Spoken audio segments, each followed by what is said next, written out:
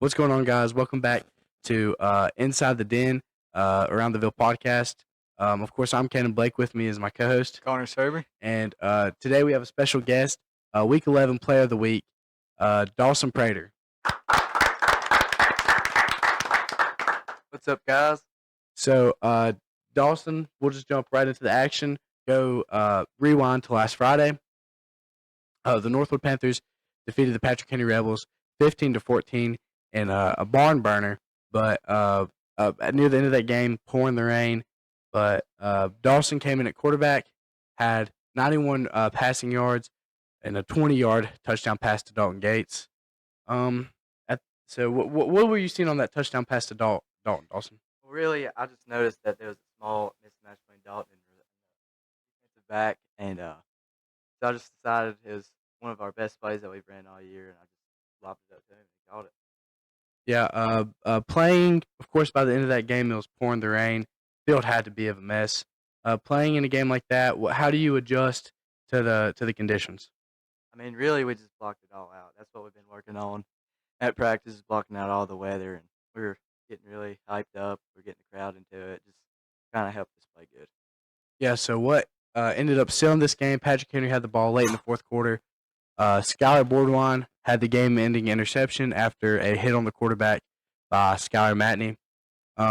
Moving on, the Northwood Panthers finished 7-3 on the year, going to Honaker again this Friday. What are your thoughts on that one, Connor? Well, it was a very emotional night, I'd say, senior night. So a very emotional night for the seniors. But they came out and they played hard, man. It kind of started off slow for the Panthers, I'd say. Got in the locker room, made some adjustments, and we were to outlast the Rebels. It got dirty at the end, like rain dirty. Weather, Muddy, yeah, yeah. muddy. And yeah, they came out with it on senior night, and 7-3 going to the playoffs. Yeah, Brady Sanders and Waylon Nunley ended up going down pretty early in that game, but we'll see the condition on Waylon. I believe Brady's out for the season. Waylon, I think, rolled his ankle. He should be back for Friday. Hopes and wishes also with John Garner. Let's say this. He had his surgery. Today is Wednesday. Today is the day of his surgery that we're filming this. Big surgery. Of course, ACL surgery is no small surgery. But our prayers and thoughts are with him, and we hope we wish him a speedy recovery. All right, giving an outlook on the Region 1D playoff picture, we'll just kind of go over each game and give our thoughts on who we think is going to win.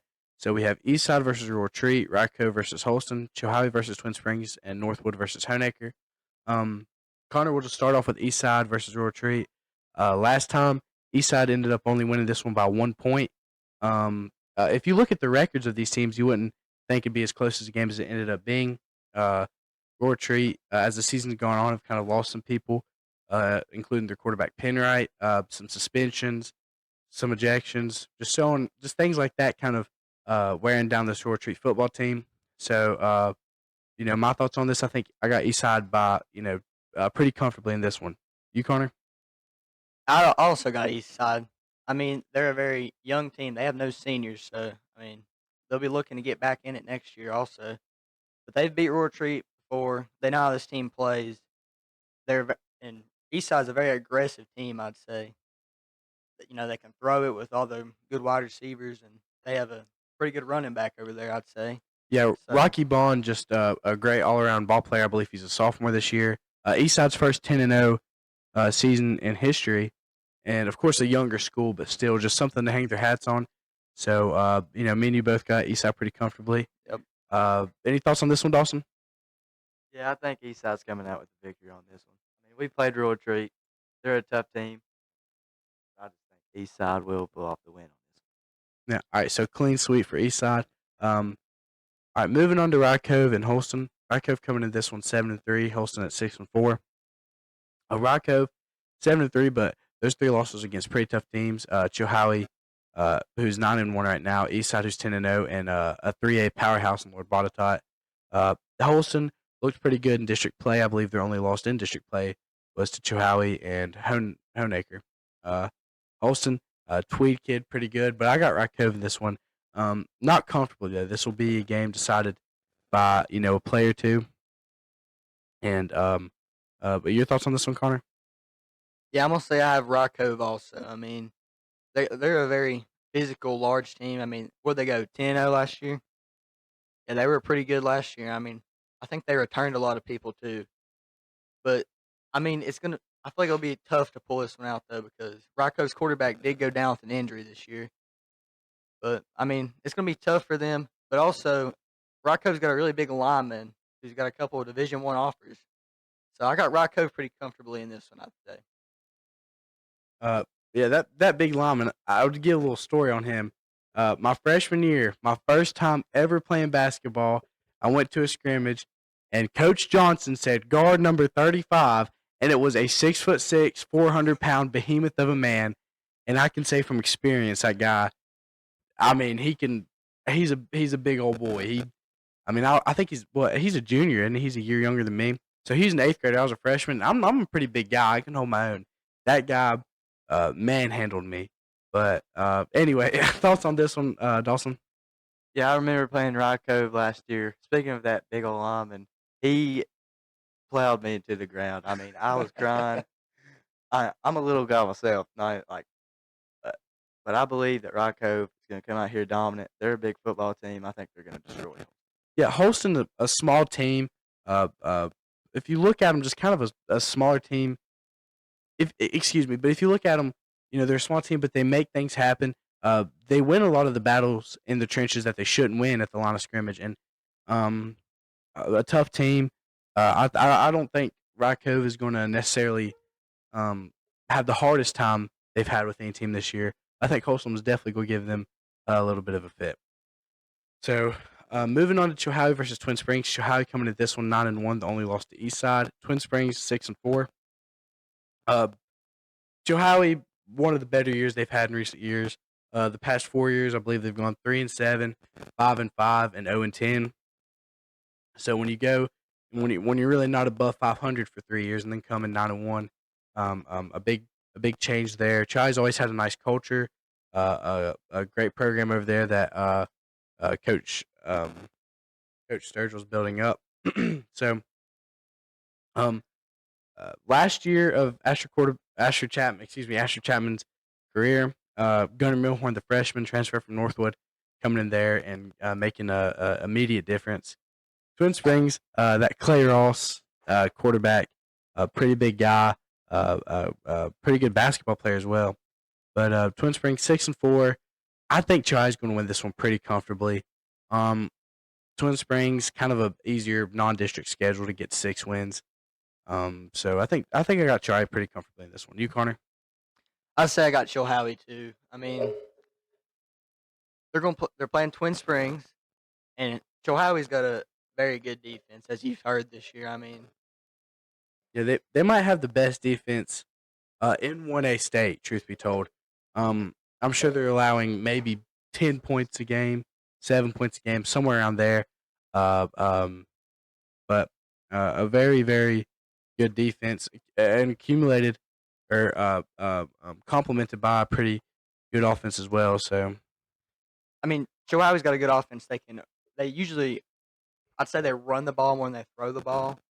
But I mean, they've got a pretty good younger classmen coming up. I mean, they're losing their quarterback after this year though, but they have a good backup, I'd say. So we're gonna see how this team does in the future after the playoffs. oh yeah, Dawson, your thoughts on this one? I think this is going to be a close game, in my opinion. 'Cause, I mean, Clay Ross, he's a very good quarterback, very accurate. They got some wide receivers. They got a pretty good running back.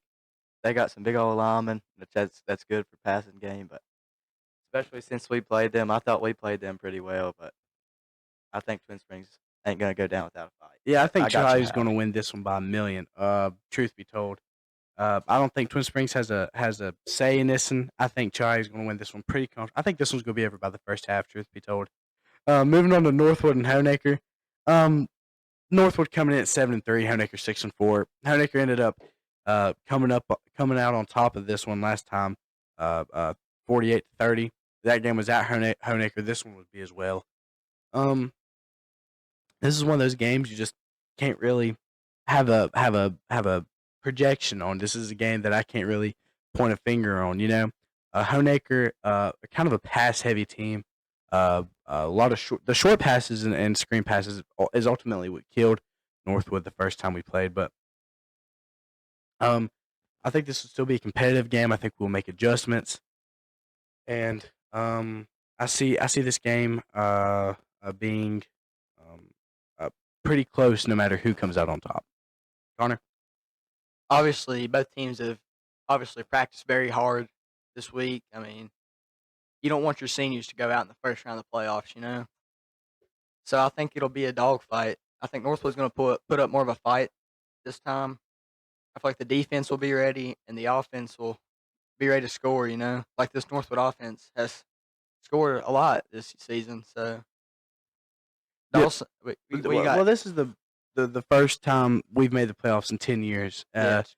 And funny enough, last time we made the playoffs 10 years ago, the game we played was at Honecker. Ended up losing Yeah. that one, but just kind of a full circle moment. Dawson. I think we're gonna come in a whole acre with a better attitude. I think we fixed up our game plan, made adjustments, and I think we're ready to kick some butt. Yeah, well, I hope you are. A Hogo District team will be playing on Monday or practicing on Monday. Whether that be Northwood or Honecker, who knows? But That's right. speaking of moving into winter sports, basketball, boys and girls, and I believe wrestling as well, kicked off Monday. Tryouts started from there. Of course, boys basketball a little delayed due to the football team still being in action. But Tuesday, the boys will host Grayson for a scrimmage. The girls will be going to Grayson. And then Friday, boys basketball only will be going to Blaine County for a benefit game. Indoor track and field starts this upcoming Monday. First year, I believe, we've ever had indoor track and field. So, basketball regular season doesn't start till December 1st, but I'm sure all winter sports teams, including wrestling, are getting their work in and getting prepared for the upcoming season. Girls will be having a varsity and a JV team compared to last year only having a JV team. So girls have kind of been in a I don't know how to put this nicely. A predicament. Pickle. A pickle. Yeah, we bottom of the pickle jar. But this year we're looking, maybe to move our way up in the pickle jar. As it seems we have a pretty decent team. We've been young. The JV went to the district championship last year. Yeah. Of course, Connor doesn't play basketball. He just kind of takes pictures of us while we sit there and look pretty. But Dawson, you play basketball. How you feeling about this season? I'm feeling great about this season, even though we're still in football season, but still got to focus on football. But basketball's right around the corner for us. But I think we're ready to roll. I think we're looking good. I think we really are. Non-district looks a little bit easier than last year. Everybody in the district kind of lost a lot of key pieces. So yeah, it'll be a kind of a season of new faces, I believe, in the Hogo. So yeah, I think we'll have a good basketball season. That'll wrap it up for us today. Here with Inside the Den. Thank you, Connor. Thank you, Dawson. Thank you guys for letting me come on here. Thank you. Appreciate that. Yeah, we just released episode 1 on YouTube. Pretty positive. A pretty positive. I can't find the word I'm looking for, but pretty positive return on that. I think people will listen to it and people will tune in and enjoy the podcast. Thank you to everyone that made this possible. The club, Coach Johnson, Mr. Grinstead, Mr. Hippel, everybody involved. Of course, thank you, Connor. Thank you, Cannon. Brady, Tyler, behind the scenes. Y'all don't hear them. And you don't see anybody, I guess, but they do a lot of editing and video work for us and audio work, clipping pieces together. Because what y'all don't hear is y'all don't hear a lot of what me and Connor say on here. Y'all kind of get the clip down version. But we just like to thank everybody. Had a good first episode. Any final thoughts, Connor? You were talking about thanking everybody behind the scenes. You gotta remember all the other people in the club that make the game day graphics, that make the graphics in general, I'd say. And thank you for everybody for making this possible. Mr. Grinstead, Mr. Hippel, Coach Al, and all of them, man. Yeah. At one point in time, the Northwood High School Sports Instagram page was just Cannon Blake, and it showed. It showed.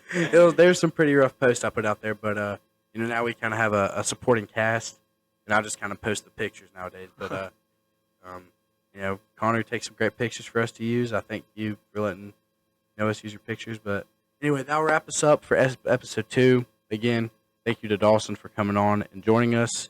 Kind of a hectic day for him. Luckily, we got to squeeze him in here at the end of the day. But we'll see y'all next week.